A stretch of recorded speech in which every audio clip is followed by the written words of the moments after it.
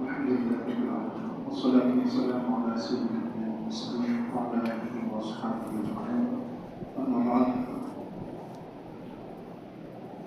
أعوذ بالله من الشيطان الرجيم بسم الله الرحمن الرحيم والنجم إذا هوى ما ضل صاحبكم وما غوى وما ينطق عن الهوى إن هو إلا وحي يوحى علمه شديد القوى ذو مرة فاستوى وهو بالأفق الأعلى ثم دنا فتدلى فكان قاب قوسين أو أدنى فأوحى إلى عبده ما أوحى ما كذب الفؤاد ما رأى أفتمارونه على ما يرى ولقد رآه نزلة أخرى عند سدرة المنتهى عندها جنة المأوى إذ يغشى السدرة ما يغشى ما زاغ البصر وما طغى لقد رأى من آيات ربه الكبرى صدق الله العظيم. اللهم صل على سيدنا محمد وعلى آل سيدنا محمد وبارك وسلم. اللهم صل على سيدنا محمد وعلى آل سيدنا محمد وبارك وسلم. اللهم صل على سيدنا محمد وعلى آل سيدنا محمد وبارك وسلم. دل میں ہو یاد محمد تو وہی حال اچھا ہے، دل میں ہو یاد محمد تو وہی حال اچھا ہے، بعد حمد کے رہے تو محمد کا خیال اچھا ہے. جس بار مدینے کا سفر ہو میرا، ہاں میرے لیے وہی سال اچھا ہے. لوگ تو کہتے ہیں کہ چاند بہت حسین، اور چاند یہ کہتا ہے کہ محمد کا جمال اچھا ہے. حسن یوسف بھی آیا شان براہیم میں، سب کی باتیں ایک طرف وہ آمنہ کا لال اچھا ہے. بزرگان محترم، حضور اقدس صلی اللہ علیہ وسلم کو اللہ رب العزت نے جو بلندیاں، جو درجات، جو ترقیاں نصیب فرمائی ہیں، وہ کسی اور کے حصے میں نہیں ہے. اللہ رب العزت نے حضور اقدس صلی اللہ علیہ وسلم کو بڑی خاص صفات سے اور عجیب عجیب مقامات اور مرتبوں سے نوازا ہے. اس پر علماء نے مستقل کتابیں لکھی ہیں حضور اقدس صلی اللہ علیہ وسلم کی خصوصیات پر. اسی میں سے ایک خصوصیت یہ معراج ہے. معراج کیوں کرائی گئی؟ اس کے بارے میں ہم بارہا سنتے رہتے ہیں کہ حضور اقدس صلی اللہ علیہ وسلم کو سن 10 ہجری میں، سن 10 نبوی میں، یعنی نبوت ملنے کے 10ویں سال میں بہت زیادہ غم اور پریشانیاں اور مصیبتیں پیش آئیں. ایک تو آپ کے محبوب چچا ابو طالب کا انتقال ہو گیا، دوسری طرف آپ کی رفیقہ حیات حضرت سیدہ خدیجہ الکبریٰ رضی اللہ تعالی عنہا، ان کا انتقال ہو گیا. غموں کے پہاڑ ٹوٹ پڑے حضور اقدس صلی اللہ علیہ وسلم پر. اس سال غموں کے پہاڑ ٹوٹ پڑے، اسی لیے اس سال کو عام الحزن کہا جاتا ہے، غموں کا سال. پھر آپ طائف گئے تو طائف میں بھی آپ کی بات کو سنا نہیں گیا، آپ کی بات کا اچھے طریقے سے ان لوگوں نے جواب نہیں دیا. الٹا حضور اقدس صلی اللہ علیہ وسلم کو وہاں پر بہت تکلیفیں پہنچائی گئی. حضور اقدس صلی اللہ علیہ وسلم کو پتھروں سے لہو لہان کر دیا گیا. یہ ساری مشقتیں اس سال میں 10ویں نبوی میں پیش آئی، نبوت کے 10ویں سال. روایتوں میں ہے کہ جب حضور اقدس صلی اللہ علیہ وسلم کو ایک ساتھ اتنے سارے غم پیش آئے، اتنی ساری مصیبتیں پیش آئی، تو حضور اقدس صلی اللہ علیہ وسلم کی زبان مبارک سے نکلا کہ کاش میرا کوئی رفیق ہوتا، میرا کوئی یار ہوتا جس کو میں اپنے دکھ سناتا، جس کو میں اپنی پریشانیاں سناتا، جس کے سامنے میں اپنے حالات رکھتا.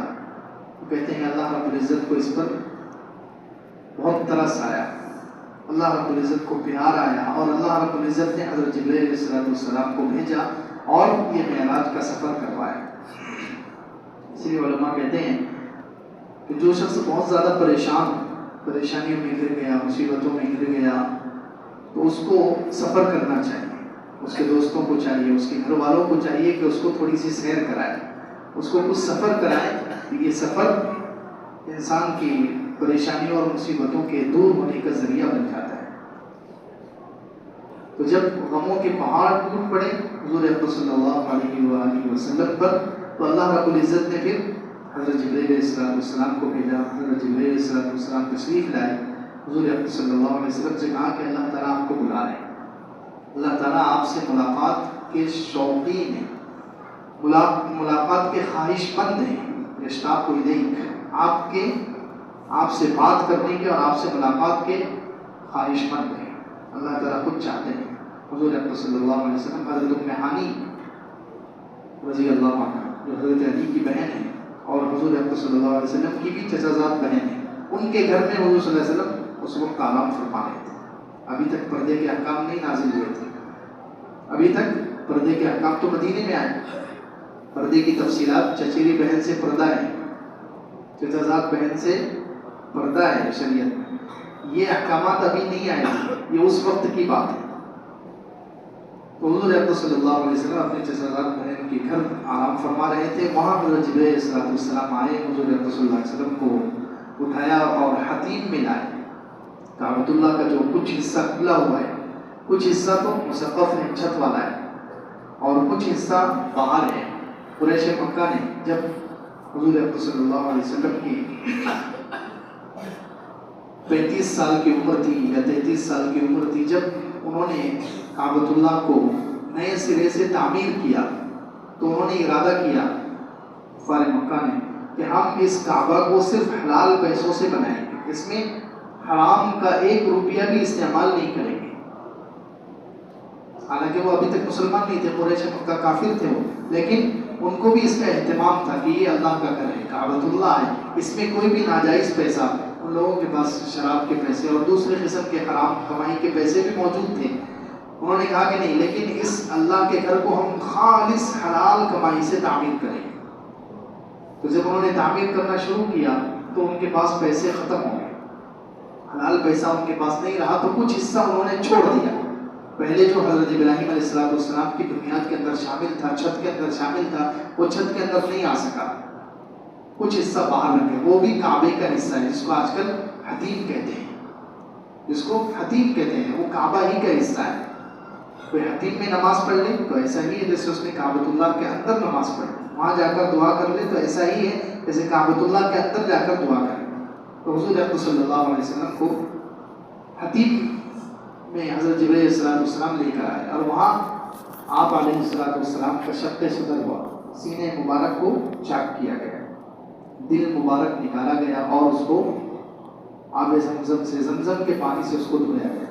اللہ کے رسول علیہ وسلم کا زندگی میں 4 بار یہ شق صدر ہوا ہے، سینے مبارک کو چاک کر کے مبارک دل دھویا گیا، یہ 4 مرتبہ ہوا۔ ایک مرتبہ بچپن میں، 2 یا 3 سال کی عمر میں، ایک مرتبہ 10 سال کی عمر میں، ایک مرتبہ 40 سال کی عمر میں نبوت جب مل رہی تھی اس وقت، اور چوتھی مرتبہ یہ جب معراج کے لیے تشریف لے جا رہے تھے۔ اس وقت کیوں دھویا گیا؟ اس وقت یہ شق صدر آپ کا مبارک سینہ کیوں چاک کیا گیا؟ علماء کہتے ہیں کہ ابھی کیونکہ حضور اکرم صلی اللہ علیہ وسلم عالم خلق سے عالم امر کی طرف جا رہے ہیں۔ دنیا میں 2 جہان ہیں، ایک عالم خلق ہے، ایک عالم امر ہے۔ 7 آسمانوں کے اوپر جیسے آگے آئے گا، سدرۃ المنتہا ایک جگہ ہے، اس سے اوپر جو ہے عالم امر کہلاتا ہے، یعنی وہاں اللہ کا حکم، وہاں اللہ کی حکومت ہے، ہر جگہ اللہ کی حکومت ہے، لیکن وہاں پر خاص اللہ کے احکامات کا امر ہے، عالم امر کہتے ہیں، وہاں اللہ کے حکم اترتے ہیں۔ تو وہ سدرۃ المنتہا سے اوپر عالم امر ہے، اللہ کے حکموں کا جہان، اور سدرۃ المنتہا 7ویں آسمان سے نیچے تک یہ عالم خلق، مخلوق کا جہان ہے۔ یہ سب مخلوق، فرشتے ہو، انسان ہو، جنات ہو، جتنی مخلوقات ہیں، مخلوقات اس پہ بستی ہیں، اس لیے اس کو عالم خلق کہا جاتا ہے۔ تو اللہ کے رسول صلی اللہ علیہ وسلم اب یہاں سے عالم خلق یعنی دنیا سے اوپر کی طرف جا رہے تھے، تو اس لیے آپ کے مبارک سینے کو چاک کیا گیا، دل مبارک کو زمزم کے پانی سے دھویا گیا، تاکہ اس کے اندر طاقت پیدا ہو جائے کہ وہ جنت، جہنم، اللہ تعالیٰ کا دیدار، آگے جو مرحلے پیش آنے والے ہیں ان سارے مرحلوں کو آسانی سے برداشت کر سکیں، برداشت کرنے کی طاقت پیدا ہو جائے۔ کیونکہ انسان جو ہے اس جہان میں، ہم لوگوں میں سے کوئی اوپر گیا تو وہ برداشت نہیں کر سکے گا، اس کا کلیجہ پھٹ جائے گا، اس کا کلیجہ پھٹ جائے گا۔ اوپر کی چیزوں کو دنیا میں ہم رہ کر وہاں کے حالات برداشت نہیں کر سکتے، اس لیے حضور اکرم صلی اللہ علیہ وسلم کے مبارک سینے کو شق صدر کیا گیا، چاک کیا گیا، اور پھر حضرت جبرائیل علیہ السلام ایک سواری لے کر آئے جس کو براق کہتے ہیں۔ براق پر بجلی کی رفتار، ایک تو یہ بجلی ہے ہماری جس کو انسانوں نے اللہ تعالیٰ نے انسانوں کو ذریعہ بنایا اور یہ بجلی وجود میں آئی. اس بجلی کو عربی میں کہربا کہتے ہیں. اس بجلی کو برق نہیں کہتے. یہ اتنی تیز نہیں ہے. جو آسمانی بجلی ہے جیسے بارش کے موسم میں جو بجلی چمکتی ہے اس کو عربی میں برق کہتے ہیں. وہ بہت تیز رفتار سیکنڈوں میں زمین پر آ کر اوپر چلی جاتی ہے. ہم لوگ دیکھتے ہیں بارش کے موسم میں جب بجلی کڑکتی ہے تو وہ کتنی سیکنڈوں کے اندر زمین پر آتی بھی ہے اور چلی بھی جاتی ہے. تو وہ والی بجلی الگ ہے. یہ ہماری جو انسانوں کی بنائی ہوئی جو بجلی ہے یہ بہت کمزور ہے اس لیے اس کو کہربا کہتے ہیں. وہ بجلی برق ہے. تو اسی بجلی سے وہ لفظ نکلا ہے پورا. وہ اتنی تیز رفتار سواری تھی. وہ اتنی تیز جہاں تک نظر جائے وہاں تک اس کا ایک قدم بنتا تھا. اس وجہ سے اس سواری کا نام براق رکھا گیا. حضور اکرم صلی اللہ علیہ وسلم کو اس کو سوار کیا. حضرت جبرائیل علیہ السلام آگے تھے, حضرت میکائیل تھے اور حضور صلی اللہ علیہ وسلم کا سفر شروع ہوا بیت المقدس کی طرف. بیت المقدس درمیان میں بہت سارے مشاہدات ہوئے. اکثر علماء سیرت نگار لکھتے ہیں کہ حضور صلی اللہ علیہ وسلم نے یہیں چلتے ہوئے یا بعض کہتے ہیں کہ آسمانوں کے اوپر عجیب عجیب چیزیں دیکھی. بیت المقدس گئے حضور اکرم صلی اللہ علیہ وسلم. وہاں انبیاء علیہ السلام کو سارے انبیاء علیہ السلام جمع تھے, ان کو نماز پڑھائی گئی. کچھ علماء کہتے ہیں کہ یہ نماز جو پڑھائی گئی وہ واپسی میں پڑھائی گئی. کچھ علماء کہتے ہیں کہ یہ جو بیت المقدس میں جو نماز پڑھائی گئی ہے حضور صلی اللہ علیہ وسلم نے سب کی امامت کی ہے سارے نبیوں کی. یہ جب آسمانوں پر جا کر آ گئے تو واپسی میں آتے ہوئے نماز پڑھائی اور پھر مکے آ گئے. کچھ علماء کہتے ہیں کہ جاتے وقت پڑھائی. اللہ علیہ قاری رحمۃ اللہ علیہ حنفی مشکات کی شرح میں وہ فرماتے ہیں کہ دونوں مرتبہ امامت فرمائی. یہ ان کا قول ہے. وہ کہتے ہیں جاتے وقت بھی نماز پڑھائی اور آتے وقت بھی نماز پڑھائی. دو مرتبہ حضور اکرم صلی اللہ علیہ وسلم کو اللہ تعالیٰ نے یہ شرف یہ مقام عطا فرمایا کہ سارے نبیوں کی آپ نے امامت فرمائی. تو خیر براق کا جو سفر ہے بیت المقدس تک, پھر بیت المقدس سے آسمانوں کی طرف معراج. معراج یعنی سیڑھی کو کہتے ہیں. سیڑھی کے ذریعے ایک سیڑھی, پہلے زمانے میں یہ چیز سمجھ میں نہیں ہے کہ سیڑھی سے اتنی آسمان کتنا اوپر ہے.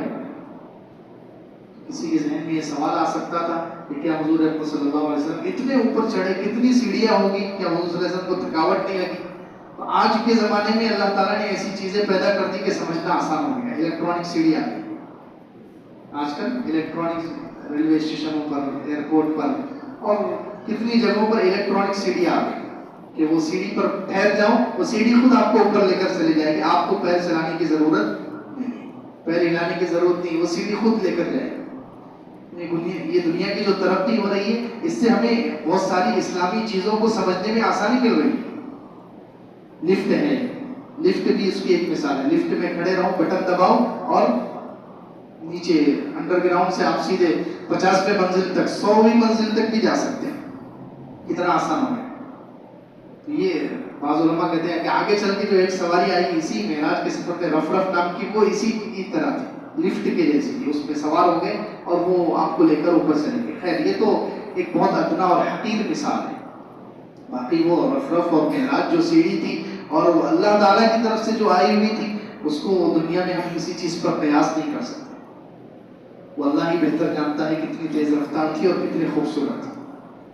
حضور اکرم صلی اللہ علیہ وسلم کا یہ سفر شروع ہوا.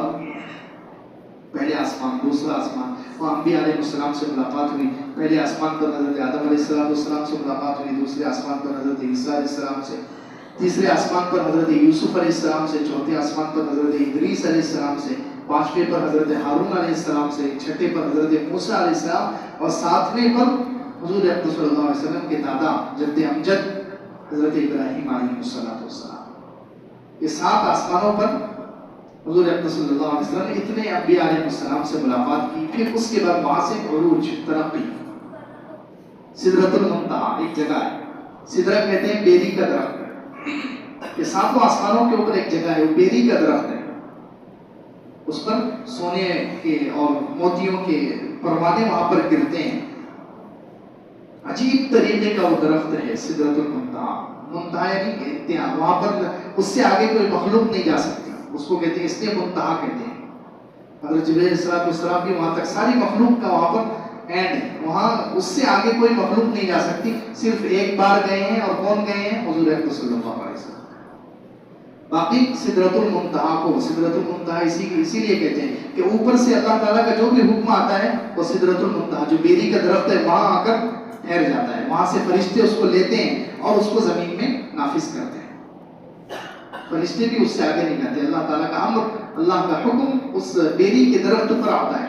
اور علماء نے لکھا ہے کہ اس بیری کے درخت کو انسانوں کے ساتھ بہت تعلق ہے، انسانوں کے ساتھ اس کو بہت مناسبت ہے، اسی لیے حدیث میں حکم دیا گیا جب کسی کا انتقال ہو جائے تو اس کو بیری کے پتوں سے غسل دیا ہے، اس کو بیری کے پتوں سے، اسی مناسبت سے انسانوں کو اس درخت سے جو لگاؤ ہے، جو تعلق ہے، اس لیے مسلمان کے بارے میں حکم دیا گیا کہ مسلمان کا جب انتقال ہو جائے تو اسے بیری کے پتوں میں غسل دیا جائے۔ تو خیر وہاں حضرت جبرائیل علیہ السلام وہاں تک ساتھ تھے، پھر آگے حضور اکرم صلی اللہ علیہ وسلم اللہ تعالیٰ کے پاس عرش تک ہے۔ کتنا عروج، کتنی بلندی، کتنی ترقی نصیب ہوئی، سبحان اللہ، ساری مخلوق نیچے رہ گئی اور حضور سب سے اوپر چلے گئے۔ عرش جو ہے سب سے افضل مخلوق کہا جاتا ہے عرش کو، ساری مخلوقات میں عرش سب سے بڑی مخلوق، افضل مخلوق، لیکن وہ بھی حضور اکرم صلی اللہ علیہ وسلم کے قدموں کے نیچے آ گئی۔ اب حضور کے مقام کو تصور کریں، حضور اکرم صلی اللہ علیہ وسلم کے مقام کو سوچیں کہ ساری مخلوق نیچے رہ گئی، حضور اکرم صلی اللہ علیہ وسلم سب سے اونچے ہو۔ اسی لیے کہتے ہیں اللہ رب العزت کے پاس، اللہ رب العزت کے بعد کسی کا مقام ہے تو وہ حضور اکرم صلی اللہ علیہ وسلم کی ذات بابر کرتے ہیں۔ ساری مخلوق کو اللہ تعالیٰ نے نیچے کر دیا، فرشتوں کو بھی۔ معراج کی جو حکمتیں کہ معراج کیوں کرائی گئی، اس میں سے کئی حکمتیں علماء نے لکھی۔ ایک تو حضور صلی اللہ علیہ وسلم کی دلداری کے لیے کہ آپ کو جو تکلیف اور غم پہنچا تھا اس غم کو ہلکا کرنے کے لیے یہ سفر کرایا گیا، ایک تو حکمت ہی ہے۔ دوسری حکمت علماء نے یہ بھی بیان کی ہے کہ فرشتوں کو بھی حضور کا مقام معلوم ہو جائے اور فرشتوں سے بھی زیادہ اونچا مقام حضور اکرم صلی اللہ علیہ وسلم کا کر دیا جائے، اس لیے سارے فرشتے نیچے رہ گئے اور حضور اکرم صلی اللہ علیہ وسلم اوپر سے رہ گئے۔ اللہ تعالیٰ سے وہاں باتیں ہوئی، فَأَوْحَىٰ إِلَىٰ عَبْدِهِ مَا أَوْحَىٰ، کیا باتیں ہوئی؟ راز کی باتیں تھی، اللہ جانے اور اس کا رسول صلی اللہ علیہ وسلم۔ ظاہر سی بات ہے اللہ تعالیٰ حضور اکرم صلی اللہ علیہ وسلم سے محبت کرتے ہیں اور حضور اکرم صلی اللہ علیہ وسلم بھی اللہ سے محبت کرتے ہیں، دونوں محبت کرنے والوں میں کیا راز کی باتیں ہوئی، کتنی باتیں؟ علماء کہتے ہیں کہ 50,000 باتیں ہوئی۔ اب کیا باتیں تھیں؟ تفصیل موجود نہیں، تفصیل موجود نہیں، بس اللہ تعالیٰ نے پوچھا کہ تحفہ کیا لائے؟ محبوب میرے دربار میں آئے، اور انسان جب کسی اپنے محبت کرنے والے سے ملنے کے لیے جاتا ہے تو کوئی نہ کوئی تحفہ پیش کرتا ہے، تو اللہ رب العزت نے حضور صلی اللہ علیہ وسلم سے پوچھا کہ تحفہ کیا لائے؟ حضور اکرم صلی اللہ علیہ وسلم نے کیا فرمایا؟ التحیات للہ، میری تمام زبانی عبادتیں اے اللہ آپ کے لیے، میں اپنی زبانی عبادتیں آپ کے نام پر پیش کرتا ہوں، میں اپنی بدن کی عبادتیں پیش کرتا ہوں، والصلوات والطیبات، 3 چیزیں حضور اکرم صلی اللہ علیہ وسلم نے پیش کی، زبانی عبادت، بدنی عبادت، مالی عبادت۔ تو اللہ تعالیٰ نے بھی 3 انعامات دیے، السلام علیک ایھا النبی، اے نبی آپ پر سلامتی ہو۔ اللہ رب العزت نے سلام بھیجا، سلامتی نازل فرمائی، ایک انعام یہ دیا زبانی عبادت کے بدلے میں، پہلا انعام ہے کہ آپ پر سلامتی ہو۔ پھر دوسرا انعام اور رحمت اللہ، اللہ کی آپ پر رحمت ہو، بدنی عبادت تھی اس کے مقابلے میں اللہ کی رحمت ہے۔ اور تیسرے مالی عبادت تھی والطیبات، اس کے مقابلے میں برکتیں، تینوں کا جوڑ بھی ہے۔ دنیا میں جو زبانی عبادتیں اللہ کے لیے زیادہ سے زیادہ کرے گا اس پر سلامتی، وہ محفوظ رہے گا، سبحان اللہ۔ زبان سے جو عبادتیں کی جاتی ہیں، قرآن کی تلاوت ہے، کسی کو اللہ کی طرف دعوت دینا، بلانا ہے، سبحان اللہ کہنا، الحمدللہ کہنا، لا الہ الا اللہ کہنا، زبان سے جتنی عبادتیں ہیں اس میں انسان کی سیفٹی ہے، یعنی اس کے بدلے میں اللہ کی طرف سے سلامتی ملتی ہے، اللہ تعالیٰ حفاظت کرتے ہیں، سلامت رکھتے ہیں، محفوظ رکھتے ہیں۔ تو زبانی عبادتوں کے بدلے میں انعام کیا ملا ہے؟ سلامتی کا، حفاظت کا، انسان ہمارا بدن محفوظ رہے گا، ہمارے پاس جتنی چیزیں، اولاد محفوظ رہے گی، مال محفوظ رہے گا، چیزیں محفوظ رہے گی۔ زبانی عبادتیں پیش کرتے جائیں اور اپنے آپ کو محفوظ کرتے جائیں۔ अत्तहियातु लिल्लाह। फिर बदनी इबादत करें, जैसे नमाज है, रोजा है, ये बदन से इबादत अदा की जाती है। नमाज में इंसान अपने बदन को अल्लाह रब्बुल इज्जत के सामने झुकाता है, तो बदनी इबादत पेश करेंगे तो अल्लाह की रहमत उतरेगी, व रहमतुल्लाह। बदनी इबादतों पर इनाम रहमत, अल्लाह की रहमत उतरेगी। और माली इबादत वक्त ये बात, माल खर्च करें, ज़कात में दें, सदक़े में दें, अतिये में दें, वक्फ करें, मदरसों के लिए, मस्जिदों के लिए या गरीबों के लिए। तो माली इबादत करेंगे तो उसके मुकाबले में वो बरकतें मिलेंगी। ये तीन हुजूर अकबर सल्लल्लाहु अलैहि वसल्लम तीन तोहफे पेश किए, अल्लाह ताला ने तीन इनाम। तो जब हुजूर अकबर सल्लल्लाहु अलैहि वसल्लम ने देखा कि अल्लाह ताला की रहमत जोश में है और अल्लाह ताला नवाज रहे हैं, अल्लाह ताला दे रहे हैं, तो हुजूर अकबर सल्लल्लाहु अलैहि वसल्लम ने अपने साथ अपनी उम्मत को भी शामिल कर दिया। सुभान अल्लाह, कुर्बान जाए हुजूर अकबर सल्लल्लाहु अलैहि वसल्लम की मोहब्बत पर, हुजूर अकबर सल्लल्लाहु अलैहि वसल्लम को जो हमसे ताल्लुक है, हमसे लगाव है, उम्मत की जो फिक्र है, कि जब हुजूर अकबर सल्लल्लाहु अलैहि वसल्लम देखा कि अल्लाह ताला नेमत दे रहे हैं, तीन नेमतें, अस्सलामु अलैका अय्युहन नबिय्यु व रहमतुल्लाहि व बरकातुहू, तो हुजूर सल्लल्लाहु अलैहि वसल्लम फौरन आगे से जुमला मिला दिया, अस्सलामु अलैना व अला इबादिल्लाहिस सालिहीन। अल्लाह सलामती जो आप भेज रहे हैं मुझे अकेले पर नहीं बल्कि हम सब पर हो, और अल्लाह के जितने नेक बंदे हैं सब पर आपकी रहमतें होनी चाहिए, सब पर आपकी सलामती। अस्सलामु अलैना व अला इबादिल्लाहिस सालिहीन। इसीलिए अब्दुल्लाह इब्न मसूद रज़ी अल्लाह अन्हु फरमाते हैं कि हुजूर अक़दस सल्लल्लाहु अलैहि वसल्लम की मेराज वाली दुआ, जो अर्श पर जाकर अल्लाह रब्बुल इज्जत के सामने हुजूर अक़दस सल्लल्लाहु अलैहि वसल्लम ने जो सलामती की दुआ मांगी है, मुसलमानों तुम चाहते हो कि वो दुआ तुम्हें लग जाए तो तुम नेक बन जाओ। क्या कहा? तुम नेक बन जाओ। हुजूर अक़दस सल्लल्लाहु अलैहि वसल्लम ने दुआ में जुमला इस्तेमाल किया, अस्सलामु अलैना व अला इबादिल्लाहिस सालिहीन। अल्लाह आपकी जो सलामती है वो हम पर और अल्लाह के नेक बंदों पर हो जाओ। अब्दुल्लाह इब्न मसूद रज़ियल्लाहु अन्हु कहते हैं कि अगर तुम चाहते हो कि हुजूर की मेराज वाली दुआ तुम्हें लग जाए, हुजूर की मेराज वाली दुआ तुम्हारे हक में कबूल हो जाए, तो नेक बन जाओ, सालेह बन जाओ, मुत्तकी परहेजगार बन जाओ। हुजूर की मेराज पर, अर्श पर जो दुआ मांगी गई है वो दुआ तुम्हें लग जाए। तो खैर ये बातें हुई, फरिश्तों ने जब सुना, फरिश्तों को मालूम हुआ, तो फरिश्तों ने कहा अशहदु अन ला इलाहा इल्लल्लाह व अशहदु अन्ना मुहम्मदन अब्दुहु व रसूलुहु। तो ये एक तो हुजूर सल्लल्लाहु अलैहि वसल्लम की शुरू में तीन जुमले इसमें हुजूर सल्लल्लाहु अलैहि वसल्लम के हैं, फिर अल्लाह ताला की तरफ से हैं, फिर हुजूर सल्लल्लाहु अलैहि वसल्लम के हैं और फिर फरिश्तों के हैं। ये मिलाकर हमें नमाज में पढ़ने के लिए अत्तहियात दे दिया गया है। अंदाजा लगाएं कितना प्यारा है ये अत्तहियात। लेकिन अल्लाह माफ करे, हम में से अक्सर उनका अत्तहियात दुरुस्त नहीं है। तर्जुमा याद होना तो दूर की बात है, 99% लोगों को तर्जुमा तो मालूम ही नहीं होगा, और अत्तहियात सही हो, तजवीद से हो, हुरूफ की अदायगी के साथ हो, शायद 90% लोगों का सही नहीं होगा, अंदाजा है। हालांकि कितनी प्यारी चीज है, कितना प्यारा तोहफा है।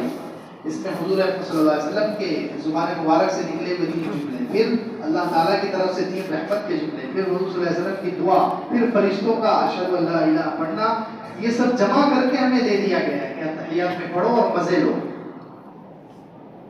लेकिन हमें तो इसकी फिक्र ही नहीं है कि नमाज को दुरुस्त करें, नमाज की एक एक चीज सही करें, इसकी तरफ हमारी तवज्जो कहाँ है। हम तो कपड़ों को संवारने में लगे हैं, घरों को संवारने में लगे हैं, पैसा जमा करने में लगे हैं, दुनिया की चीजें हासिल करने में लगे हैं, दुनिया की तरफ भाग रहे हैं। हमें इन नमाज से और नमाज की चीजों से कोई लगाव ही नहीं रह गया। अल्लाह हम सबके कसूरों को माफ फरमाए। कितने हम गफलत में, कितनी गफलत वाली हम जिंदगी गुजार रहे हैं। कितने प्यारे प्यारे तोहफे इस्लाम ने हमें दिए, इस दीन ने हमें कैसी कैसी चीजें दी है, लेकिन हम कितने नाकदर हैं। खैरियत तहियात हो गया, फिर अल्लाह रब्बुल इज्जत की तरफ से नमाज का तोहफा दिया गया। नमाज का तोहफा दिया गया कि 50 वक्त की नमाजें आपको दी जाएगी। हुजूर अकबर सल्लल्लाहु अलैहि वसल्लम खुशी खुशी लेकर आए। हज़रत मूसा अलैहिस्सलाम से छठे आसमान में वापसी में मुलाकात हुई।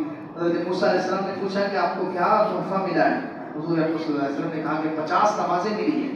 हज़रत मूसा अलैहिस्सलाम ने वापस किया, जाओ 50 नमाजें आपकी उम्मत नहीं पढ़ सकेगी, कम करा कराओ।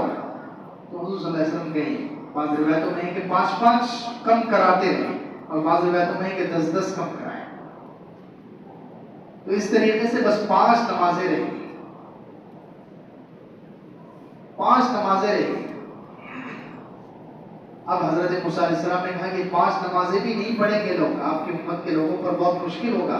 تو حضور اکرم صلی اللہ علیہ وسلم نے ارشاد فرمایا کہ اب مجھے حیا آتی ہے، اللہ سے شرم آتی ہے، کیونکہ اللہ تعالیٰ نے کہا ہے کہ یہ 5 وقت کی نمازیں پڑھ لو اور 50 کا ثواب لے لو۔ اللہ تعالیٰ کتنے مہربان ہے، سبحان اللہ۔ یہ بھی تو ہو سکتا تھا کہ ڈائریکٹ اللہ تعالیٰ 5 ہی دے دیتے پہلی ہی مرتبہ میں، یہ سب اتنا سارا مسئلہ کیوں کرایا گیا کہ پہلے 50 دی، پھر 5 یا 10 کم کرتے رہے، پھر آخر میں 5 ہی رہ گئی۔ پہلے ہی اللہ تعالیٰ 5 دے دیتے، اللہ تعالیٰ کو تو سب معلوم تھا کہ 5 ہی نمازیں رہنے والی ہیں، لیکن نہیں، اللہ تعالیٰ بدلا رہے ہیں کہ اللہ تعالیٰ کتنی مہربانی، نرمی، رعایت کتنی کرتے ہیں۔ اصل تو اللہ تعالیٰ 50 ہی دینے والے تھے، لیکن بندوں پر اللہ تعالیٰ کتنے مہربان ہیں، بندوں کے ساتھ کتنی رعایت کرتے ہیں۔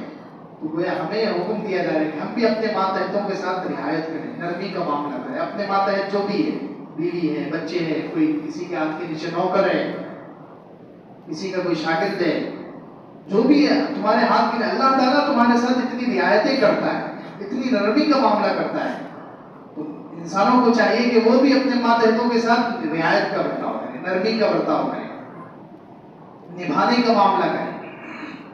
اس لیے 5 نمازیں لیں۔ خیر حضور اکرم صلی اللہ علیہ وسلم تحفہ لے کر آئے، بعد میں اکثر علماء کہتے ہیں اب یہاں جنت اور جہنم کی سیر کرائیں گے۔ جنت دیکھی حضور اکرم صلی اللہ علیہ وسلم نے، جنت کے اندر دیکھا کچھ لوگ ہیں تو بیج ڈالتے ہیں اور ڈالتے ہی فوراً کھیتی اگ جاتی ہے اور کاٹ لیتے ہیں فوراً۔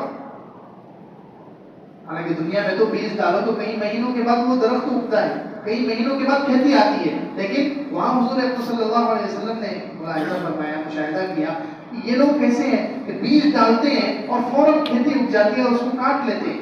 حضرت جبرائیل علیہ السلام سے پوچھا کہ یہ کیا ہے؟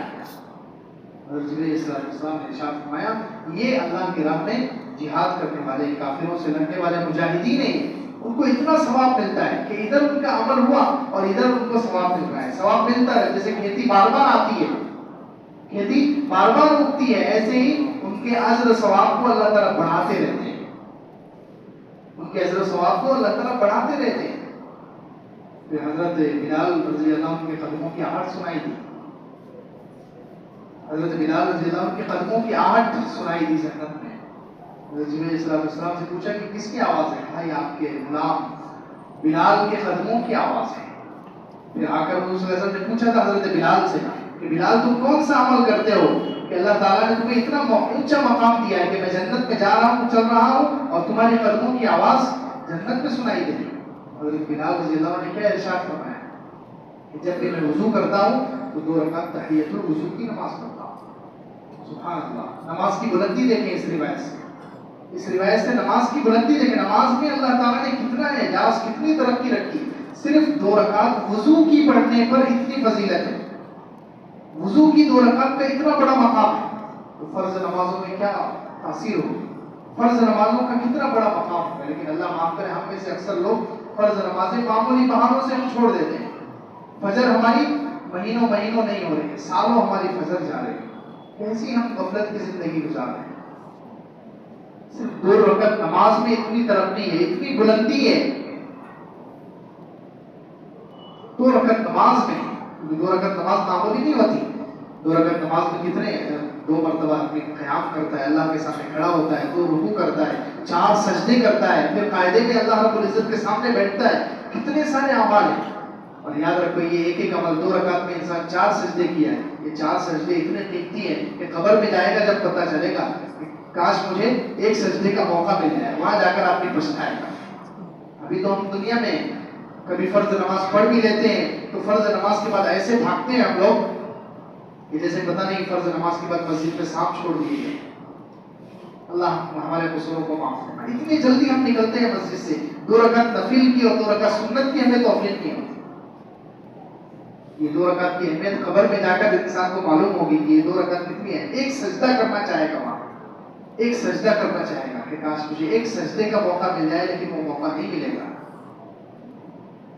2 رکعت نماز میں، اور ایک حضرت عیسیٰ علیہ السلام کے زمانے کا بھی ایک واقعہ ہے۔ تو یہ 2 رکعت جو نماز ہے، وضو کرنے کے بعد جو 2 رکعت نماز، اس میں اللہ تعالیٰ نے کتنی بلندی رکھی ہے، اسی جیسا ایک واقعہ ہے۔ حضرت عیسیٰ علیہ السلام کے زمانے میں ایک عورت تھی۔ حضرت عیسیٰ علیہ السلام کے زمانے میں ایک عورت تھی، بہت پکی نمازی ہے اور بہت دیندار متقی پرہیزگار عورت تھی۔ ایک مرتبہ وہ نماز کے لیے کھڑی ہوئی، ادھر روٹیاں اس نے پکانے کے لیے تندور جلایا۔ تندور جو جلاتے ہیں ہم لوگ نان پکانے کے لیے، ایسا اس زمانے میں تندور ہوتا تھا، تو اس نے تندور جلا کر روٹیاں تندور کے اندر لگا دی اور اس نے سوچا کہ جب تک میری نماز ہو جائے گی، نماز کے لیے کھڑی ہوگی۔ جیسے ہی نماز کے لیے کھڑی ہوگی تو روایتوں میں ہے کہ شیطان آیا اس کے پاس عورت کی شکل میں۔ شیطان عورت کی شکل میں آیا اور اس کو آواز دے رہا ہے کہ نماز توڑ دے، روٹیاں جل جائیں گی۔ اس طریقے کے اس کو خیالات ڈال رہا ہے۔ اس نے توجہ نہیں دی، عورت اللہ کی نیک بندی تھی، اس نے توجہ نہیں دی، وہ اپنی نماز میں مشغول رہی۔ جب شیطان نے دیکھا، بہت بہکانے کی کوشش کی، اس کی نماز تڑوانے کی کوشش کی، نماز سے اس کی نماز ختم کرانے کی اس نے بہت ساری کوشش کی، لیکن اس عورت نے شیطان کی طرف کوئی توجہ نہیں دی۔ تو شیطان نے کیا کیا، اس کے بچے کو اٹھایا اور وہ آگ میں ڈال دیا، اور تندور جو جل رہا تھا تندور میں ڈال دیا بچے کو۔ عام طور پر ایسا ہوتا نہیں، اللہ تعالیٰ نے شیطان کو اختیار نہیں دیا ہے، یاد رکھو۔ عام طور پر ایسا ہوتا نہیں ہے، اللہ تعالیٰ نے شیطان کو اتنا اختیار نہیں دیا ہے، لیکن کبھی کبھی اللہ تعالیٰ نماز کی کسی عمل کی اہمیت بتلانے کے لیے ایسا واقعہ کر دیتے ہیں کسی نیک بندے کے ساتھ۔ یہ ہمیشہ ایسا نہیں ہوتا۔ ایسا نہیں ہوگا کہ ہم نماز کے لیے آئیں گے اور پیچھے شیطان ہمارے بچوں کو آگ میں ڈال دے گا یا کسی کو قتل کر دے گا۔ اتنا اختیار، اتنا کنٹرول اللہ تعالیٰ نے نہیں دیا، آپ گھبرائیں نہیں۔ تو سوچیں کہ ہم کہیں نمازی بن گئے تو کہیں ہمارے ساتھ بھی حادثہ پیش نہ آئے، ایسا نہیں ہوتا۔ یا کبھی کبھی اللہ تعالیٰ کسی نیک بندے کے ساتھ اپنی قدرت بتلانے کے لیے اور اس عمل کی اہمیت بتلانے کے لیے کرتے ہیں۔ دیکھیں کیا عمل تھا اس کا۔ خیر شیطان نے اس کے بچے کو آگ میں ڈال دیا۔ وہ عورت پھر بھی نماز میں لگی ہوئی، بچہ رو رہا ہے۔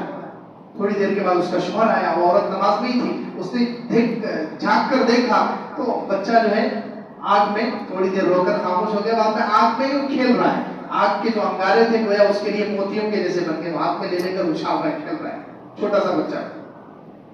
شوہر نے آگ میں سے نکالا بچے کو اور حضرت عیسیٰ علیہ السلام موجود تھے، زندہ تھے۔ حضرت عیسیٰ علیہ السلام موجود تھے۔ حضرت عیسیٰ علیہ السلام کے پاس یہ واقعہ پہنچا کہ ایک عورت کے ساتھ اللہ تعالیٰ نے ایسا کیا۔ وہ نماز پڑھ رہی تھی، شیطان نے اس کو بہکایا اور شیطان کی بات اس نے نہیں مانی، اس بچے کو آگ میں ڈال دیا، لیکن بچے کو کچھ بھی نہیں ہوا، اللہ تعالیٰ نے بچا دیا۔ حضرت عیسیٰ علیہ السلام نے اس عورت کو بلایا، اس عورت سے پوچھا کہ تیرا کیا عمل ہے کہ اللہ تعالیٰ نے تیرے ساتھ یہ معاملہ کیا؟ تو اس عورت نے کیا کہا، میرا پہلا عمل یہ ہے کہ جب بھی میرا وضو ٹوٹ جاتا ہے تو میں وضو کرتی ہوں اور 2 رکعت نماز پڑھتی ہوں۔ پہلا عمل یہ۔ دوسرا عمل اس نے کہا کہ جب بھی کوئی مانگنے والا آتا ہے میرے پاس اور اس ایسی چیز مانگتا ہے کہ جس کو دینے میں اللہ تعالیٰ خوش ہوتے ہوں تو میں کبھی واپس نہیں کرتی، میں دے دیتی ہوں، میں دے دیتی ہوں۔ اور تیسرا عمل اس نے بتلایا کہ میں انسانوں کی تکلیف کو ایسے برداشت کرتی ہوں جیسے مردہ برداشت کرتا ہے۔ یعنی لوگ، مسلمان، میرے پڑوسی، میرے رشتہ دار، میرے گھر والے، کوئی بھی مجھے انسان جب تکلیف پہنچاتے ہیں تو میں ان کے لیے مردے کی طرح بن جاتی ہوں۔ جیسے مردے کو انسان تھپڑ مار دے، جوتا مار دے، اٹھا کر پھینک دے، مردہ کچھ کہے گا؟ کچھ بھی نہیں کہے گا۔ تو میں ایسے بن جاتی ہوں، انسانوں کی تکلیف خاموشی سے برداشت کرتی ہوں، سہ لیتی ہوں۔ تو ان 3 اعمال کی وجہ سے اللہ تعالیٰ نے اس کو حفاظت، آگ میں بھی اللہ تعالیٰ نے اس کے بچے کی حفاظت۔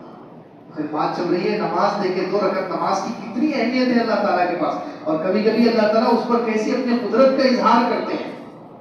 ہمیں بھی چاہیے کہ ہر حاجت کے وقت 2 رکعت نماز پڑھیں، ہر مصیبت کے وقت نماز پڑھیں، پہلے اللہ تعالیٰ سے رابطہ کریں۔ کوئی بیماری آ جائے، کسی ڈاکٹر کے پاس جانا ہے، یہ ہمارے پاس ختم ہو چکا ہے آج کل۔ کسی ڈاکٹر کے پاس جانا ہے، بیماری کا علاج کرانا سنت ہے، ٹھیک ہے آپ ڈاکٹر کے پاس جائیے، لیکن پہلے استخارے کی نماز پڑھ لیجیے، میں کس ڈاکٹر کے پاس جاؤں؟ ورنہ ہو رہا کیا ہے کہ ہم ڈاکٹر کے پاس پہلے چلے جاتے ہیں تو لاکھوں روپے لگ جا رہے ہیں، لیکن ڈاکٹر بیماری پکڑ نہیں پا رہا ہے۔ ڈاکٹروں کے بارے میں زیادہ نہیں بولنا چاہیے، اچھا نہیں لگتا، ایسے ڈاکٹر ہیں آج کل سب جانتے ہیں۔ تو ہو کیا رہا ہے کہ ہم استخارہ نہیں کرتے، 2 رکعت نماز پڑھ کے اللہ تعالیٰ سے، اللہ تعالیٰ کی مدد اور اللہ سے مشورہ نہیں لیتے، اللہ سے خیر نہیں مانگتے، تو ہم کئی ڈاکٹروں کے پاس چلے جاتے ہیں اور بیماری اچھی نہیں ہو رہی، پیسے ہاتھ سے چلے گئے، محنت کی کمائی، لاکھوں روپے لگتے ہیں، کروڑوں لگ جاتے ہیں 12 مرتبہ، لیکن بیماری اچھی نہیں ہوتی۔ استخارہ کر کر جاتے ہیں تو اللہ تعالیٰ ایک ہی ڈاکٹر کے پاس جانے میں اچھا کر دیتے ہیں، یہ اللہ کی طرف سے رہبری ہوتی ہے. استخارے کی نماز اسی لیے ہے کہ اللہ سے خیر مانگو. 2 رکعت پڑھو, اللہ سے خیر مانگو کہ اللہ یہ بیماری ہے, میں کسی کے پاس جانا چاہتا ہوں, کس کے پاس جاؤں؟ تو انشاءاللہ قدم سیدھے ہی اٹھیں گے. جو استخارہ کرے گا اس کے قدم اللہ تعالیٰ کی طرف سے رہبری ہوگی, اور جہاں اس کا علاج مقدر ہے اللہ تعالیٰ وہیں بھیجیں گے. اس کو 50 چکر نہیں لگانے پڑیں گے, ڈاکٹر بدلنے کی ضرورت نہیں پڑے گی اس کو, اور لاکھوں روپے برباد نہیں کرنے پڑیں گے اس کو.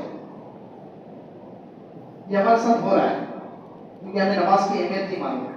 اللہ رب العزت سے حاجات مانگنا اس کی اہمیت نہیں معلوم ہے. اللہ تعالیٰ کے پاس دعا مانگنا, دعا کی طاقت کا ہمیں اندازہ نہیں ہے کہ دعا میں اللہ تعالیٰ نے کتنی طاقت رکھی.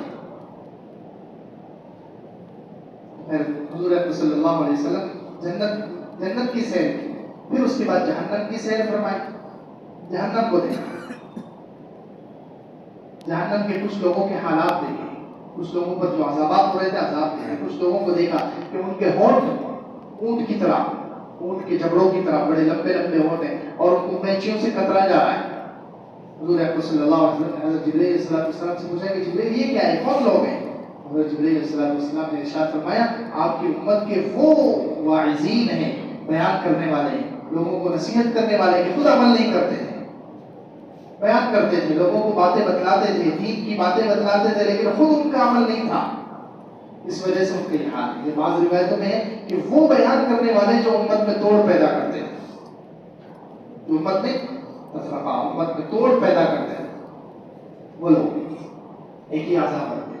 ایک ہی عذاب دیکھا. آگے بڑھے تو دیکھا کہ کچھ لوگ ہیں جن کا قد بہت چھوٹا ہے, بہت ٹھیکنے پستہ قد ہے, ان کے اوپر پہاڑ رکھا جا رہا ہے اور وہ پہاڑ کے نیچے کچل رہے ہیں. پھر تھوڑی دیر کے بعد ان کا جسم صحیح ہو گیا, پھر دوبارہ ان کے اوپر پہاڑ رکھ دیا گیا. حضور اکرم صلی اللہ علیہ وسلم پوچھا کہ جبرائیل یہ کون لوگ ہیں؟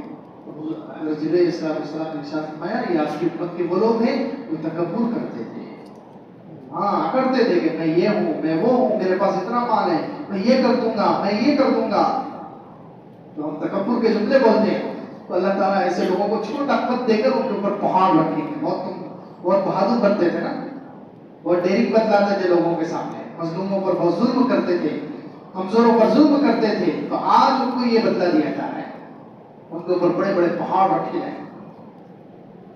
پھر آگے بڑھے تو پھر دیکھا کہ کچھ لوگ ہیں کہ وہ ان کے اوپر فرشتے بہت بڑا بوجھ لاد رہے ہیں, ان کے اندر وہ بوجھ اٹھانے کی طاقت نہیں ہے, وہ اٹھانا چاہتے ہیں گر جاتے ہیں. پھر فرشتے دوبارہ ان کے اوپر بڑا بوجھ لاتے ہیں. حضور اکرم صلی اللہ علیہ وسلم پوچھا کہ جبرائیل یہ کون لوگ ہیں؟ جبرائیل علیہ السلام نے ارشاد فرمایا کہ یہ لوگوں کے حقوق کھانے والے, کسی کا مال کھا لیا, کسی کا حق کھا لیا, لوگوں کے جو حق دباتے ہیں, یہ وہ لوگ ہیں کہ انہوں نے لوگوں کے حق کا بہت بڑا گٹھا اپنے اوپر لاد لیا ہے جس کو اٹھانے کی طاقت بھی نہیں ہے ان کے اندر. کتنے لوگ ہیں جو لوگوں کی آج زمین ہڑپ کر لیتے ہیں, کسی کی 1 بالش, کسی کی 2 بالش, کسی کے 1 فٹ, کسی کے پورے پراگ پر قبضہ, کسی کی پوری زمین کو ہڑپ کر لی. سب اللہ تعالیٰ دیکھ رہا ہے, اللہ تعالیٰ غافل نہیں ہے, اللہ تعالیٰ دیکھ رہا ہے, سب کا حساب ہوگا.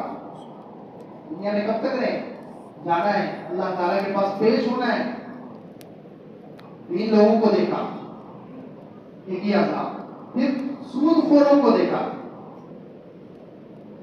جو سود کھانے والے, ان کا عذاب کیا تھا؟ ان کے پیٹ بڑے بڑے کمروں کی طرح تھے. ان کو 2 قسم کے عذاب میں دیکھا حضور صلی اللہ علیہ وسلم نے معراج کیا. ایک تو دیکھا سود کھانے والے.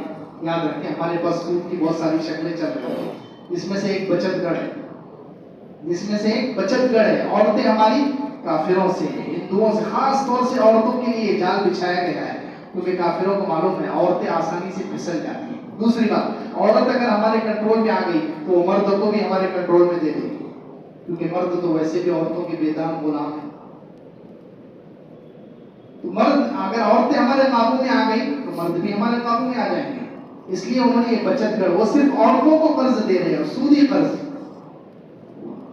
یہ سودی قرض نکالا گیا خاص طور سے امت مسلمہ کو جکڑنے کے لیے کہ یہ ان کے کھانے خراب ہو جائیں, ان کے اندر حرام غذا جائے, ان کے پیٹوں میں حرام غذا جائے, تاکہ ان کی دعائیں بھی قبول نہ ہو. پھر ہم جتنا چاہیں ان کو ماریں, جتنا چاہیں ان کے ساتھ جو سلوک چاہے کریں. حدیث میں بھی ہے کہ قیامت کے قریب ایک وقت ایسا آئے گا سود اتنا عام ہو جائے گا کوئی بھی سود سے نہیں بچ سکے گا. اگر کوئی بچ بھی گیا تو دھواں تو پہنچ ہی جائے گا. حالات دیکھ کر لگتا ہے کہ یہ وہی زمانہ ہے. اتنا سود, ایک تو بچت کر, دوسرا ایک سود جو ہمارے پاس عام ہے وہ رہن پر گھر دینا اور لینا. 1 لاکھ روپے دے دیے, 2 لاکھ کسی کو دے دیے اور اس کے گھر میں فری میں رہ رہی ہے. سود ہے, یہ سود ہے, حرام ہے, اللہ سے جنگ کرنے کے برابر ہے. قرآن میں ہے, اللہ تعالیٰ نے فرمایا کہ اگر تم سود نہیں چھوڑتے, یا ایھا الذین آمنوا اتقوا اللہ وذروا ما بقی من الربا ان کنتم مؤمنین, ایمان والو اللہ سے ڈرو اور جو سود باقی ہے اس کو چھوڑ دو اگر تم سچے مومن ہو. فإن لم تفعلوا, اگر تم چھوڑنے کے لیے تیار نہیں ہو یہ سود, تو فأذنوا بحرب من اللہ ورسولہ, اللہ اور اس کے رسول کے ساتھ جنگ کے لیے تیار ہو جاؤ. اب اتنا مجھے بتا دے دل پر ہاتھ رکھ کر کہ اللہ اور اس کے رسول کے ساتھ جنگ کر کے بھی کوئی جیت سکتا ہے, کوئی کامیاب ہو سکتا ہے, کوئی پنپ سکتا ہے, کوئی عزت پا سکتا ہے, کوئی سکون پا سکتا ہے. ہم لوگ سودی کاروبار میں جکڑے ہوئے, کتنے سارے لوگ اچھے اچھے دیندار, اچھے اچھے حاجی نمازی پرہیزگار لوگ جو نظر آتے ہیں اور یہ سودی کاروبار میں ملوث ہیں. سود پر گھر دے دیا, یہ رہن دے دیا. رہن اگر رکھنا ہے, کسی کو قرض ہم نے دیا ہے, اس کی کوئی چیز رہن رکھ سکتے ہیں, یاد رکھیں, اس کا گھر لے کر رکھ لیا لیکن اس کو استعمال نہیں کر سکتے. اس کو گارنٹی کے لیے انسان لے کر رکھ لے, گارنٹی کے لیے زیور لے کر رکھ لے, کسی کی گاڑی لے کر رکھ لے, گارنٹی کے لیے رکھنا جائز ہے, اس کو استعمال کرنا جائز. اس کو استعمال کریں گے تو یہ سود ہوگا اور یہ حرام ہے, یہ سخت حرام ہے, اتنا خطرناک حرام ہے کہ ڈائریکٹ اس کے بارے میں اللہ اور اس کے رسول صلی اللہ علیہ وسلم کی طرف سے اعلان جنگ ہے. قرآن میں ہے وہ بھی 3 پارے میں. پھر حدیثوں میں کتنی سخت وعید ہے سود کھانے والوں کے بارے میں. جس نے 1 درہم سود کا کھایا, المعجم الاوسط حدیث کی کتاب ہے, اس میں کہ جس نے 1 درہم سود کا کھایا اس نے گویا 33 مرتبہ زنا کیا ہے. 33 30 اور 3 33 مرتبہ گویا اس نے زنا کیا ہے. اس نے 1 درہم سود کا کھایا, اس نے 33 مرتبہ زنا کیا. پھر ابن ماجہ شریف کی حدیث میں ہے کہ سود میں 70 گناہ ہے. سود میں 70 گناہ ہے. کم سے کم درجہ یہ ہے کہ انسان ينكح الرجل امه, انسان اپنی ماں سے زنا کرے, یہ کم سے کم درجہ ہے. باقی 69 درجے اس سے زیادہ ہے. سود میں 70 گناہ ہے. اللہ کے رسول صلی اللہ علیہ وسلم نے ارشاد فرمایا الربا 70 حوبا, سود میں 70 گناہ ہے. سب سے کم درجہ یہ ہے کہ آدمی اپنی ماں کے ساتھ زنا کرے.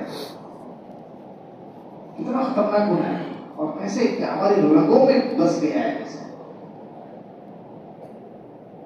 کتنی خطرناک. 4 لوگ جنت میں داخل نہیں ہوں گے, جنت کی نعمتیں چکھ نہیں سکتے. اس میں سے ایک سود کھانے والا, آکل الربا, سود کھانے والا.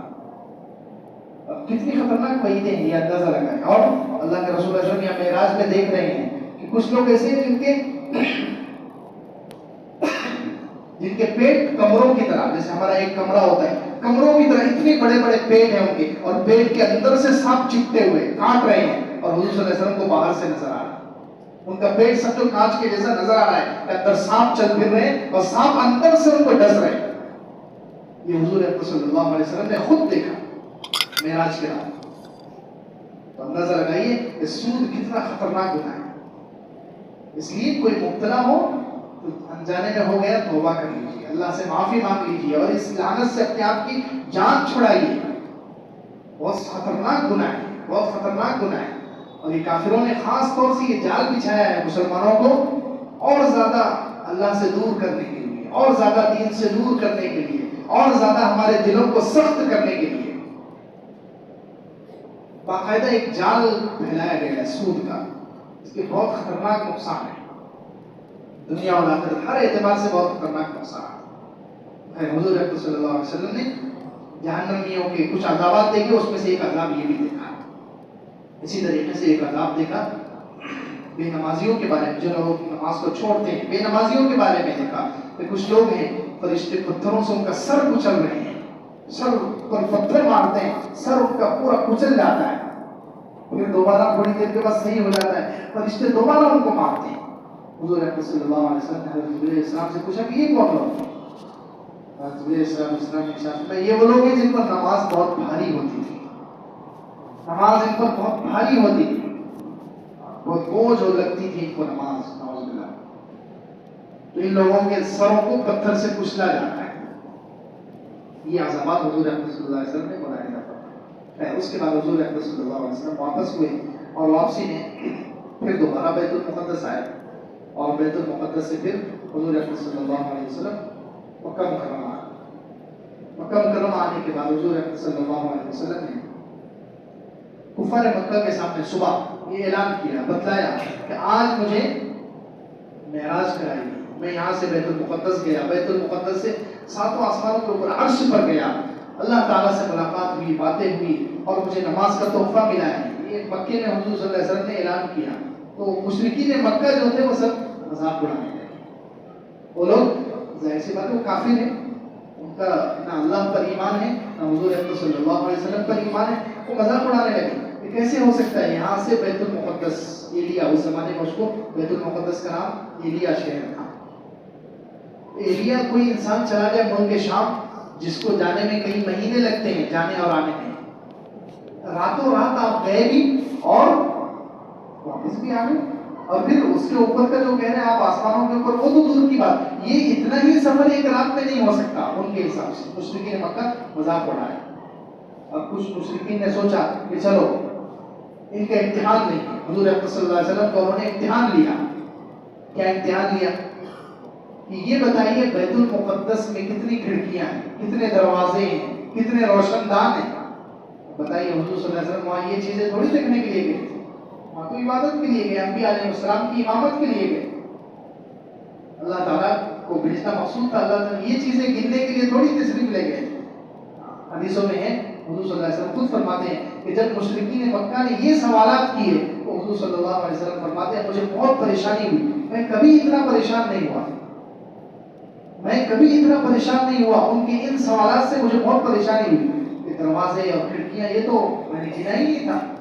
تو اللہ رب العزت نے چونکہ اللہ کے سچے رسول ہیں صلی اللہ علیہ وسلم، فوراً اللہ رب العزت نے پردے ہٹا دیے. اور بیت المقدس بخاری شریف میں ہے اللہ تعالیٰ نے گویا بیت المقدس کو میری آنکھوں کے سامنے کر دیا. اب مشرکین پوچھتے جاتے تھے، میں دیکھ کر بتاتا جاتا. مشرکین پوچھتے جا رہے ہیں کتنے دروازے ہیں، حضور صلی اللہ علیہ وسلم دیکھ رہے ہیں، ملاحظہ فرما رہے ہیں اور پھر جواب دے رہے ہیں. یقین تو ہو گیا ان کو، لیکن نہیں، ضد کا کوئی علاج نہیں ہے دنیا میں، ہر دھرمی اور سرکشی کا کوئی علاج نہیں ہے دنیا میں. پھر بھی انہوں نے کہا کہ یہ جادو ہے.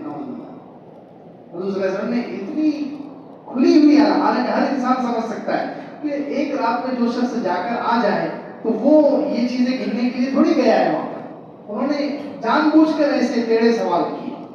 حضور اکرم صلی اللہ علیہ وسلم اس میں بھی کامیاب ہوئے، وہ بھی جواب صحیح بتلا دیے. پھر بھی ان کو یقین نہیں آیا اور انہوں نے جھٹلایا اور نعوذ باللہ جادو اور پتہ نہیں کیا کیا.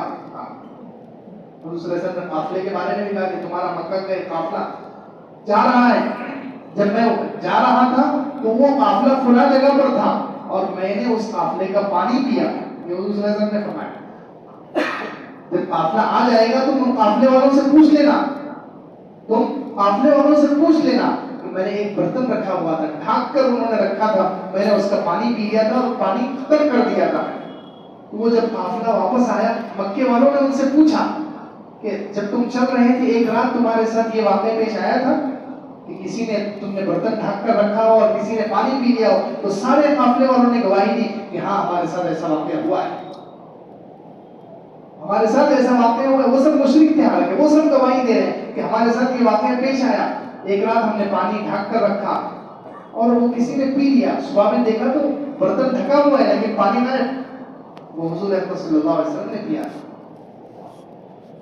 یہ اتنی ساری علامتیں حضور صلی اللہ علیہ وسلم کو بتلا دی، پھر بھی وہ لوگ نہیں مانے. حضور صلی اللہ علیہ وسلم نے ایک اور اس قافلے والوں کی نشانی بتلائی کہ تمہارا جو قافلہ تھا اس قافلے والوں کا ایک اونٹ گم گیا تھا، ایک اونٹ ان کا گم گیا تھا. میں جب اس قافلے کے ساتھ پاس سے گزر رہا تھا حضرت جبرائیل علیہ السلام کے ساتھ براق پر، تو میں نے قافلے والوں کو آواز دے کر کہا کہ تمہارا اونٹ فلاں جگہ پر ہے. وہ قافلے حضور صلی اللہ علیہ وسلم نظر نہیں آ رہے تھے. یاد رکھیے اللہ تعالیٰ نے انسانوں کی نظر سے اس وقت حضور کو چھپا دیا تھا. حضرت جبرائیل علیہ السلام تو ویسے بھی فرشتے ہیں، وہ تو نظر نہیں آتے.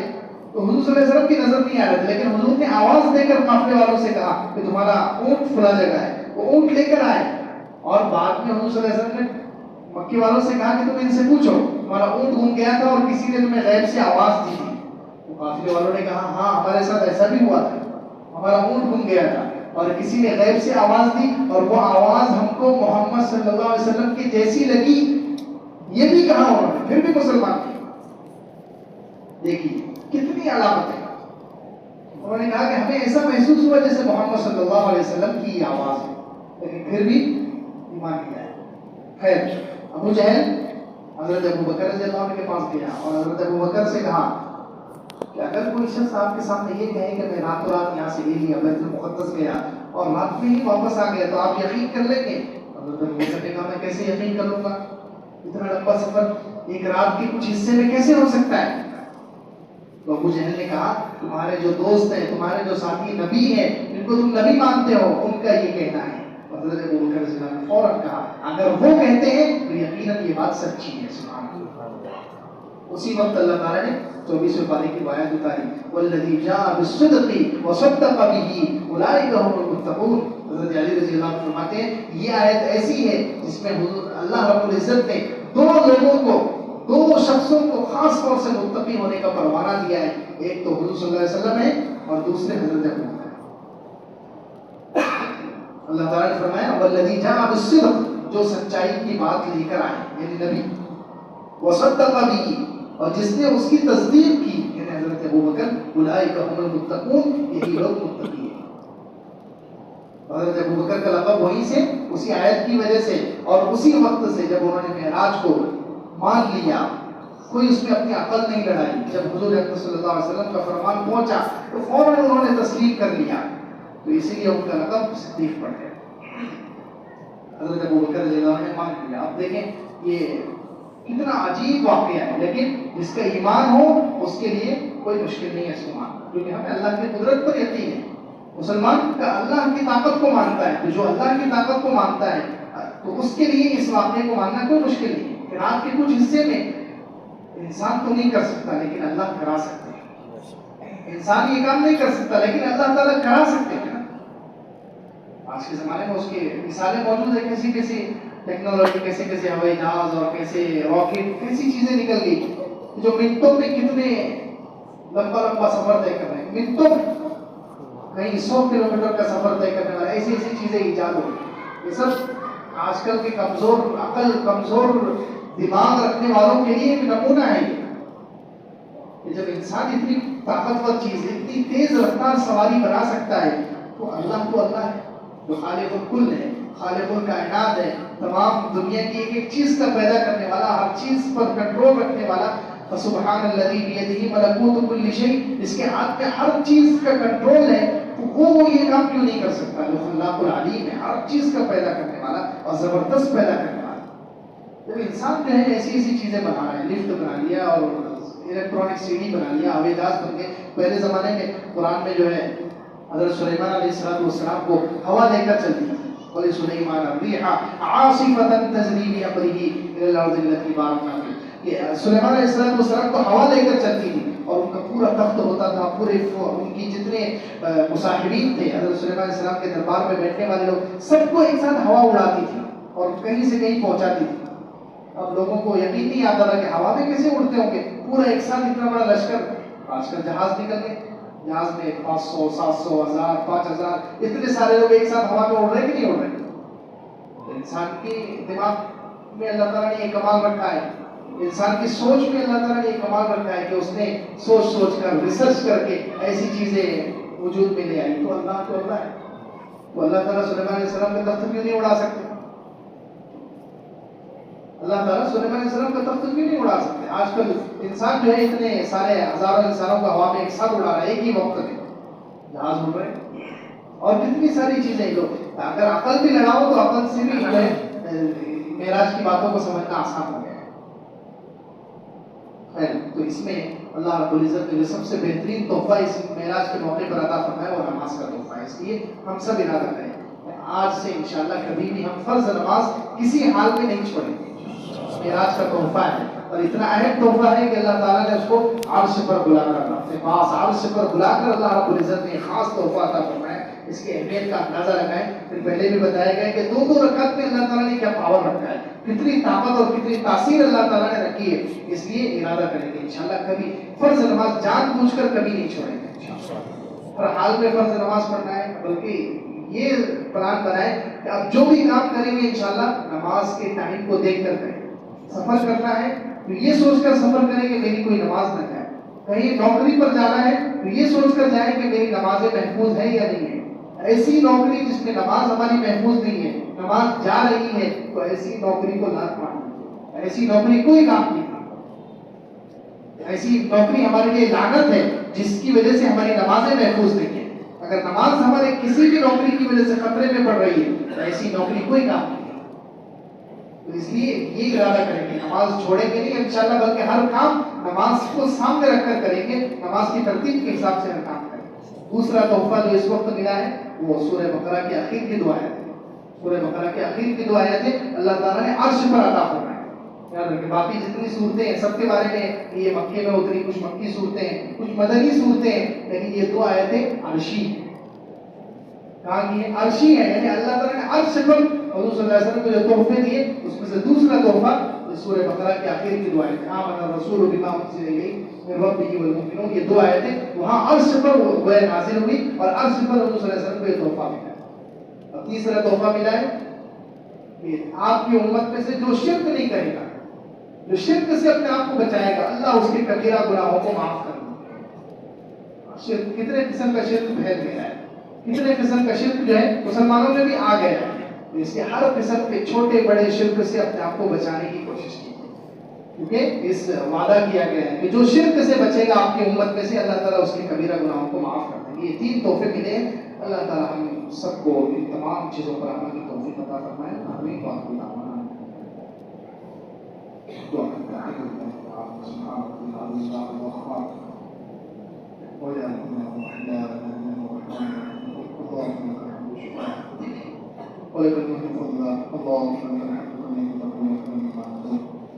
اللهم صل على سيدنا محمد وعلى آل سيدنا محمد وسلم.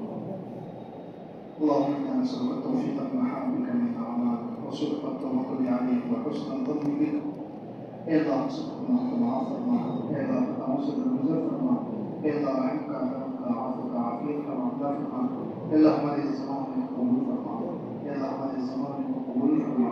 اے اللہ جتنی باتیں کریں گی سنیں گی ہم سب کو عمل کی توفیق عطا فرما. اے اللہ دین اسلام کے ایک عمل کی قدر کرنے کی توفیق نصیب فرما. خاص طور سے ہم سب کو, ہمارے گھر والوں کو نماز کا پابند بنا. اے اللہ 5 وقت نماز اے اللہ پڑھنے میں ہمیں آسانی مہیا فرما. اے اللہ 5 وقت کی نماز پابندی سے پڑھنے کی توفیق عطا فرما. اے اللہ آپ کی توفیق کے بغیر کچھ نہیں ہو سکتا. اے اللہ آپ کی توفیق کے بغیر کچھ نہیں ہو سکتا. اے اللہ اپنے فضل کرم سے جو دنیا اور آخرت میں نماز کے پابند لوگ ہوں گے ان میں ہمارا شمار فرما. ہمارے گھر والوں کا, ہماری اولادوں کا, ہماری نسلوں کا, پوری امت کو اے اللہ 5 وقت نماز پابندی سے پڑھنے والوں میں شامل فرما. اے اللہ اس سلسلے میں جو کوتاہیاں ہوئی آج تک جتنی نمازیں ہم نے چھوڑی ہیں اس مجمع میں آج ہم سچے دل سے توبہ کرتے ہیں.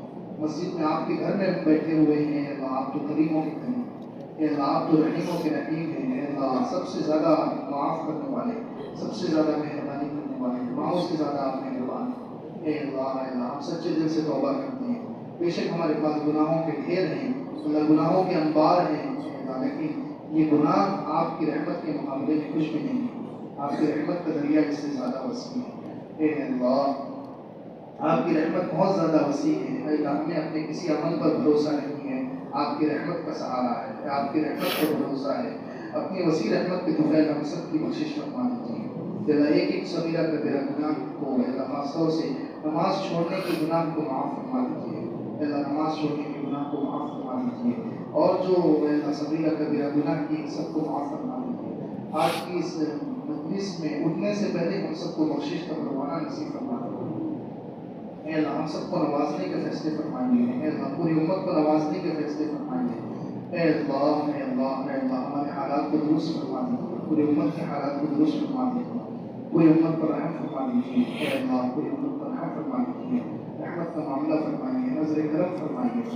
اے اللہ اپنے غصے سے آپ کے غضب سے ہم پناہ چاہتے ہیں، اے اللہ آپ کے غضب سے ہم پناہ چاہتے ہیں، آپ کے عذاب سے ہم پناہ چاہتے ہیں، اے اللہ ہم تو مخلوق کی طرف سے آنے والی چھوٹی سی تکلیفوں پر اے اللہ ہم بدک جاتے ہیں، پریشان ہو جاتے ہیں، اے اللہ ہم پتہ نہیں کہاں سے کہاں چلے جاتے ہیں، اے اللہ آپ کے عذابات کو صحابی کی ہمارے اندر ہمت نہیں ہے، اے اللہ آپ کے عذاب سہنے کی ہمارے اندر بالکل سکت نہیں، طاقت نہیں ہے، اے اللہ پر رحم فرما دیجیے، اے اللہ پوری امت پر رحم فرما دیجیے، اے اللہ خاص طور سے ہمارے جن بھائیوں پر زلزلے کا عذاب ہوتا ہے، زلزلے کی وجہ سے مصیبت ٹوٹی ہے، اے اللہ ترکی اور شام کے بچوں پر، اے اللہ وہاں کے جوانوں پر، وہاں کے مریضوں پر، وہاں کے مردوں اور عورتوں پر خاص رحم فرما دیجیے، اے اللہ ان کے ساتھ اے اللہ رحمت کا معاملہ فرمائیے، اے اللہ ان کے نقصان کی بھرپائی فرمائیے، ان کے مرحومین کی مغفرت فرمائیے، ان کے مرحومین کی مغفرت فرمائیے، ان کے مرحومین کی مغفرت فرمائیے، اے اللہ ان کے مظلومین اور زخمیوں کو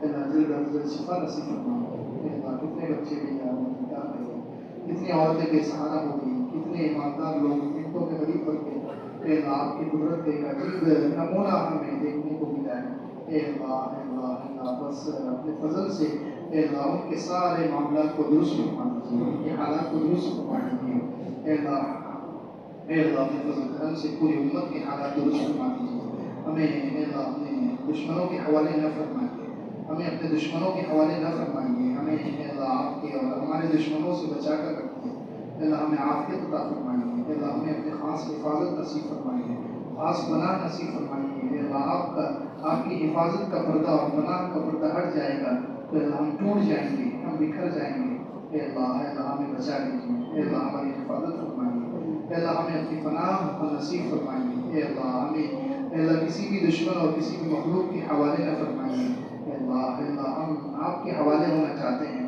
آپ کی پناہ میں آنا چاہتے ہیں، اپنی رحمت کی چادر میں ہم سب کو ڈھک لیجیے، پوری امت کو ڈھک لیجیے، اے اللہ اپنی رحمت کی چادر میں ہمیں ڈھک لیجیے، پوری امت کو ڈھک لیجیے، اے اللہ پورے دین پر عمل کرنے کی توفیق عطا فرمائیے، پورے دین کو زندہ کرنے کے لیے اپنا جان اور مال لگانے کی توفیق نصیب فرمائیے، پورے دین کو زندہ کرنے کے لیے محنت کرنے کی توفیق عطا فرمائیے، اے اللہ ہمارے سوئے ہوئے جذبوں کو جگا دیجیے، مردہ دلوں میں آب حیات ڈال دیجیے، مردہ دلوں کو زندہ فرما دیجیے، اے اللہ مردہ دلوں کو زندہ فرما دیجیے، اپنی محبت نصیب فرمائیے، اپنا سچا عشق اور کامل تعلق نصیب فرمائیے، اے اللہ جتنے بیمار ہیں سب کو شفا عطا فرمائیے، اے اللہ جتنے بیمار ہیں ہم میں، ہمارے گھر والوں میں، پوری امت میں، خاص طور سے ملک شام اور ترکیہ کے زلزلے میں جو زخمی ہوئے، بیمار ہوئے، اللہ سب کو اے اللہ صحت کاملہ عاجلہ نصیب فرمائیے، مستقبل دائمہ نصیب فرمائیے، اے اللہ ہر بیماری کو جڑ سے ختم فرمائیے، اے اللہ تمام آفات اور بلیات سے ہم سب کی، ہمارے اولادوں کی، نسلوں کی،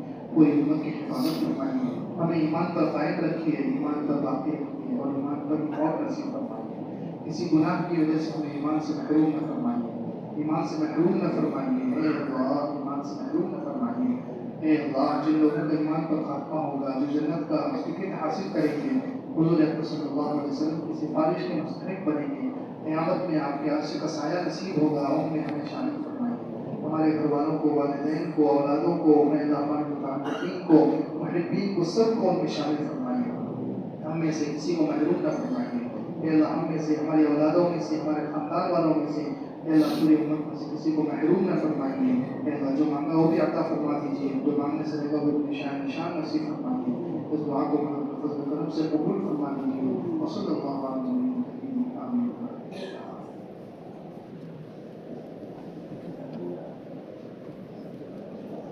ایک بات سن لے بھائی، اہم بات ہے، آپ جا کر گھروں پر آرام فرما، یہ جاگنے کی عبادت کی رات نہیں ہے، اس میں کوئی خاص عبادت حضور اکرم صلی اللہ علیہ وسلم سے، صحابہ سے، ہمارے اسلاف بزرگوں سے ثابت نہیں ہے، اس لیے اس رات میں کوئی خاص عبادت نہ کریں، جو عام دنوں میں جو لوگ کرتے ہیں، عشاء کے بعد اگر کسی کی عادت ہے 10 رکعت پڑھنے کی پورا سال تو وہ پڑھ سکتا ہے، باقی جو پورا سال نہیں پڑھتے وہ اس رات میں خاص طور سے 8 رکعت پڑھے، 10 رکعت پڑھے، 20 رکعت پڑھے، یا رات میں قرآن کی تلاوت کریں، یہ اچھی بات نہیں ہے، کیونکہ یہ حدیثوں سے اور قرآن سے ثابت نہیں ہے، اس لیے گھر پر جا کر آرام کریں، فجر کی نماز جماعت سے پڑھنے کی کوشش کریں۔